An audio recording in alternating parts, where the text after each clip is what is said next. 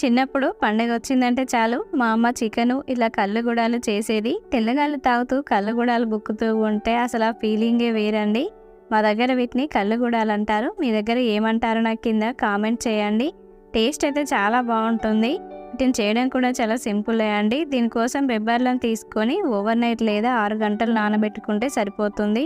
వేరొక గిన్నెలోకి వాటర్ని తీసుకొని వాటర్ కొంచెం వేడైన తర్వాత రుచికి సరిపడా సాల్ట్, నానబెట్టుకున్న బెబ్బర్లు వేసుకొని మెత్తగా ఉడికించుకోవాలి. ఇలా ఉడకాలి. మీకు చూపిస్తున్న విధంగా స్టవ్ ఆఫ్ చేసుకొని వాటర్ను వడగట్టి పక్కన పెట్టేసుకోండి. బాండి పెట్టుకొని 2 టేబుల్ స్పూన్ ఆయిల్, వెల్లుల్లి రెబ్బలు, జీలకర్ర, ఆవాలు, ఎండుమిర్చి, పచ్చిమిర్చి, కరివేపాకు, కొద్దిగా పసుపు వేసుకొని చిటపటలాడిన తర్వాత ఉడకబెట్టుకున్న బెబ్బర్లు వేసేసుకొని వీటితో పాటే సన్నగా తరిగిన కొత్తిమీర, సన్నగా తరిగిన ఉల్లిపాయ ముక్కలు, కొంచెం కారం వేసేసుకొని అంతా కలిసేలా కలుపుకొని సర్వ్ చేసుకోవడమే. ఇంతే అండి, ఎంతో టేస్టీగా ఉండే